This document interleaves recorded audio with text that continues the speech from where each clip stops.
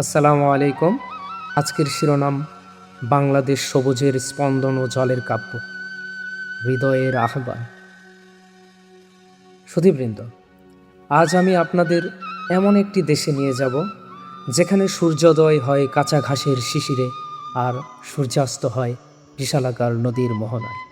আমি এসেছি বাংলাদেশ থেকে, যাকে বলা হয় পৃথিবীর বৃহত্তম বদ্বীপ। অনেকে বাংলাদেশকে মানচিত্রে কেবল একটি ছোট বিন্দু হিসেবে দেখেন, কিন্তু আমি আজ আপনাদের দেখাবো সেই বিন্দুর ভেতর লুকিয়ে থাকা এক বিশাল সবুজ সমুদ্র।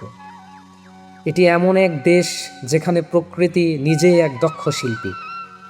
পৃথিবীর ফুসফুস সুন্দরবন। আমাদের যাত্রার শুরুতেই আমি আপনাদের নিয়ে যাব দক্ষিণ পশ্চিমে। সেখানে দাঁড়িয়ে আছে সুন্দরবন, ইউনেস্কো ঘোষিত বিশ্ব ঐতিহ্য এবং পৃথিবীর বৃহত্তম ম্যানগ্রোভ বন সুন্দরবন। এটি কেবল একটি বন নয়, এটি একটি জীবন্ত দেয়াল যা আমাদের রক্ষা করে। এখানে লোনা পানি আর গহীন অরণ্যের এক অদ্ভুত মিতালি। কল্পনা করুন, আপনি একটি ছোট নৌকায় বনের ভেতর দিয়ে যাচ্ছেন, আর হঠাৎ আপনার নজরে এলো রাজকীয় রয়্যাল বেঙ্গল টাইগার। এই বনের নিস্তব্ধতা আর সুন্দরী গাছের শ্বাসমূলের যে সৌন্দর্য, তা পৃথিবীর আর কোথাও খুঁজে পাওয়া অসম্ভব। বালুকাময় স্বর্গ কক্সবাজার। জল আর স্থলের এই খেলা দেখতে দেখতে আমরা যদি দক্ষিণে যাই, তবে দেখা পাবো কক্সবাজারে। এটি বিশ্বের দীর্ঘতম অবিচ্ছিন্ন প্রাকৃতিক বালুকাময় সমুদ্র সৈকত। 120 কিলোমিটার দীর্ঘ এই সৈকতে দাঁড়ালে মনে হয় নীল আকাশে আকাশ আর নীল জলরাশি দিগন্তে মিলেমিশে এক হয়ে গেছে।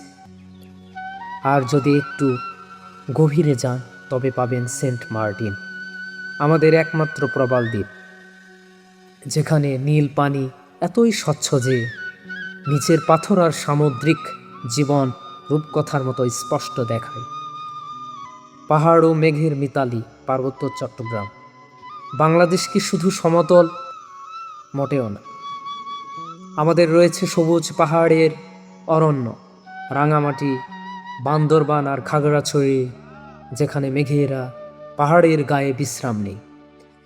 বান্দরবানের সাজেক ভ্যালিতে দাঁড়ালে আপনি নিজেকে মেঘের উপরে খুঁজে পাবেন। পাহাড়ের বুক চিরে বয়ে যাওয়া ঝর্ণা আর পাহাড়ি মানুষের সহজ সরল জীবন আমাদের মনে করিয়ে দেয় যে সুখ কোনো বিলাসিতা নয়, প্রকৃতির সান্নিধ্যেই লুকিয়ে থাকে। চায়ের সবুজ গালিচা ও হাওরের জীবন। এবার চলুন উত্তর পূর্বের সিলেটে। দিগন্ত জোড়া চায়ের বাগানগুলো দেখলে মনে হবে কেউ যেন সবুজ মখমল বিছিয়ে রেখেছে।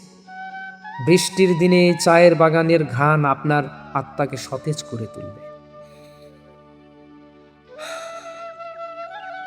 আবার বর্ষাকালে আমাদের হাওরগুলো হয়ে ওঠে একটি বিশাল অভ্যন্তরীণ সমুদ্র।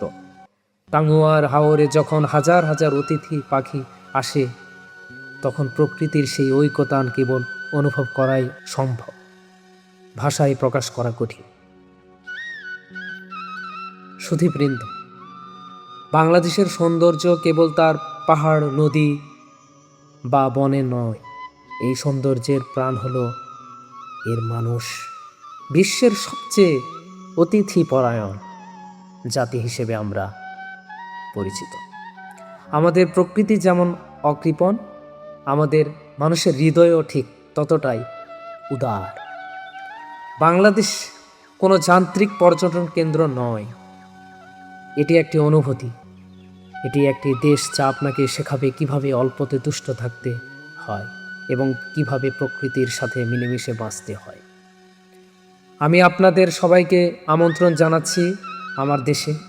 আসুন, সবুজের এই কারুকাজ নিয়ে নিজে চোখে দেখে যান। আমি কথা দিচ্ছি, বাংলাদেশের প্রকৃতি আপনাদের কেবল জ্ঞানই দেবে না, আপনাদের ভালোবাসা জয় করে নেবে। চিরতরে। ধন্যবাদ সবাইকে।